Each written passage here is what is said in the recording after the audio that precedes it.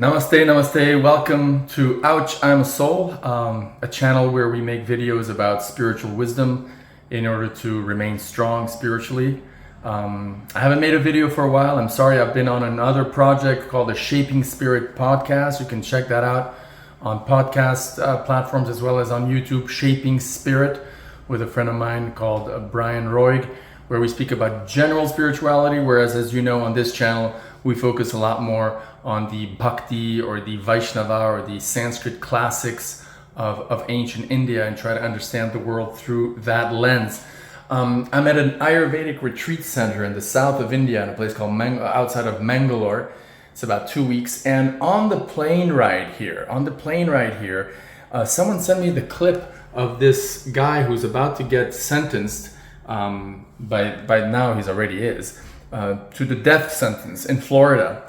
And this guy, even though he's a total criminal, and I certainly don't condone, the horrible crimes he committed, but the way he speaks about his desire to be killed, his desire to end his life, the desire to be, literally granted the death penalty, testifies to how much the dude has faith in reincarnation.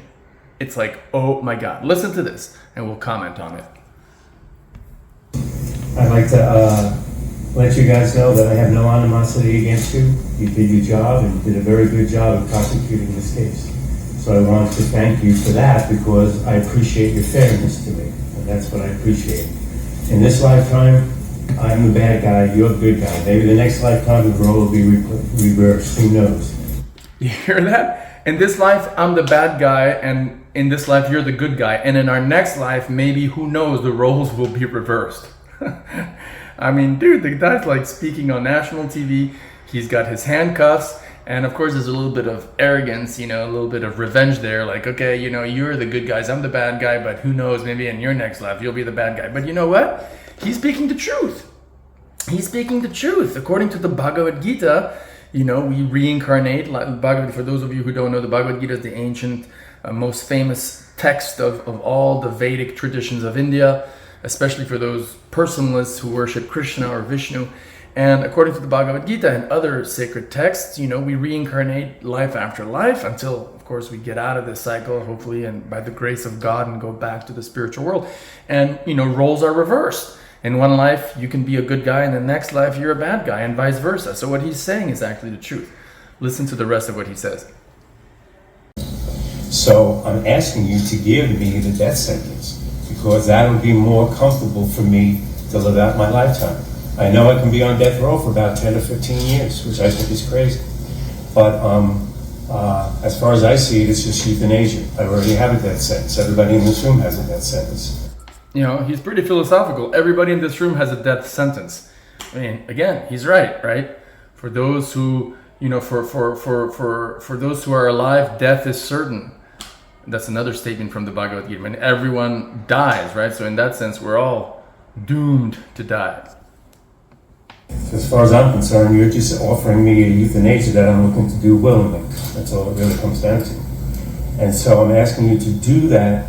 So, and I'm going to try to speed up this process so I don't have to wait 15 years because I got better things to do in my time. The sooner that I get euthanized, as far as I'm concerned, the faster I can get, the sooner I can fetch myself a new body and come back again.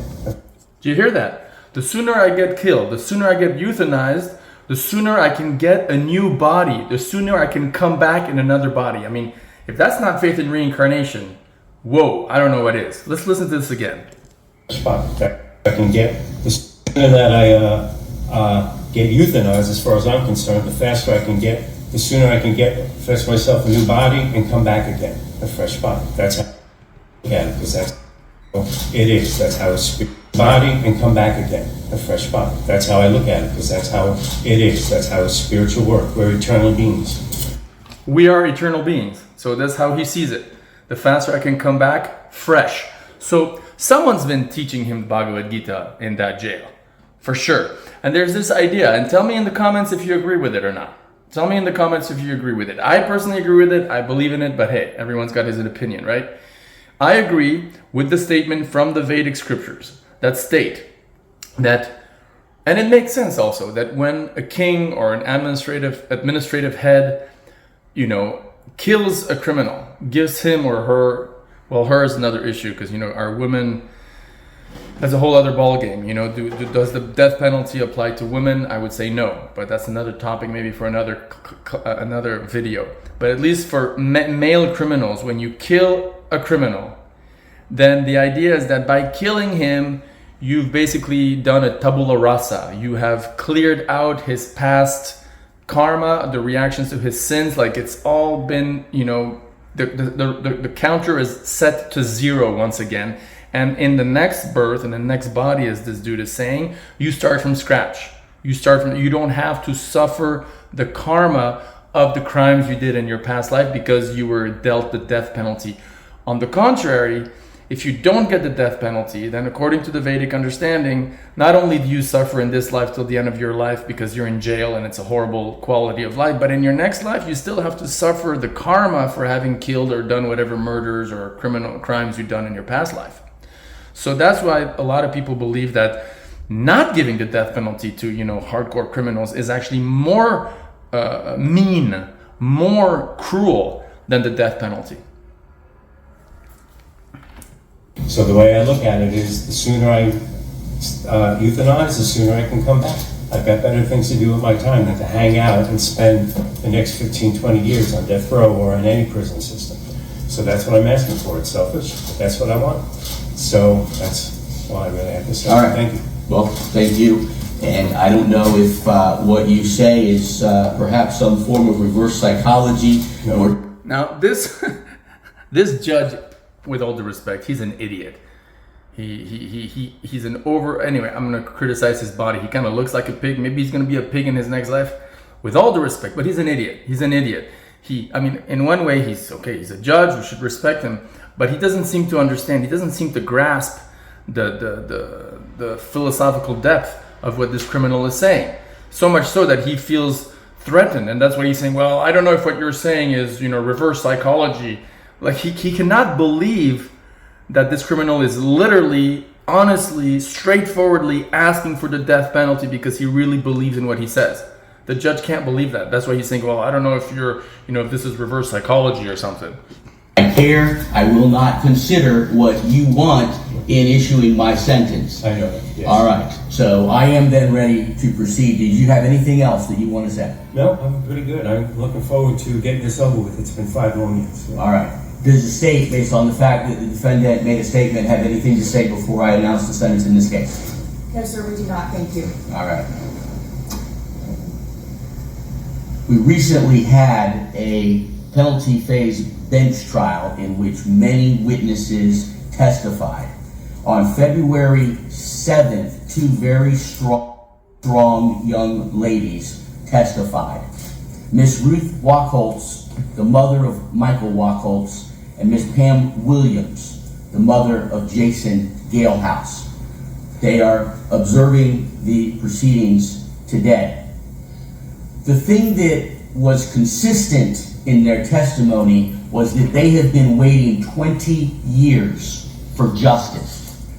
Today, that long wait ends.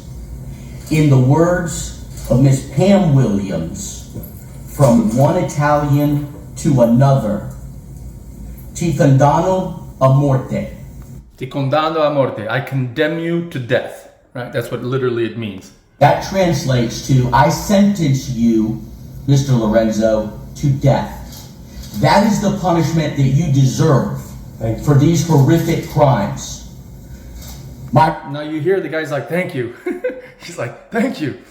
But the judge doesn't realize, or certainly doesn't believe, that the death penalty is less of a harsh penalty than life in prison.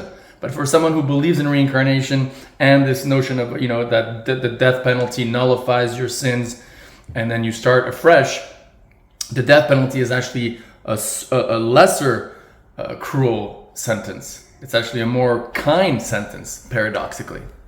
The reason is explained in a 40-page order that I have prepared and signed and am filing contemporaneous with this sentence. Will be handed out. You were previously adjudicated execution. You have 30 days to appeal this sentence. Mr. Gonzalez, I ask that you file a notice of standby counsel. Judge, I will intend on filing it when we leave the courtroom. Thank you, Your Honor. I And appreciate it. Mr. Lorenzo, may God have mercy on your soul. My soul is fine, thank you, sir. Did you hear that? The judge, may God have mercy on your soul. And the criminal's like, my soul's fine, thank you. Now, of course, it's not really humble. He could be a little bit more humble, but you know, you can imagine he's a criminal. So like he's messed up there to begin with. On top of that, it's a traumatic experience. But my point is that, you know, if there's anyone who's kind of wiser here between the judge and the criminal, it's actually the criminal, in my opinion. What do you guys think? Thanks for watching once again. Remember, we are not our bodies, we are souls, we are not matter, but we do matter. Thanks again. Hare Krishna.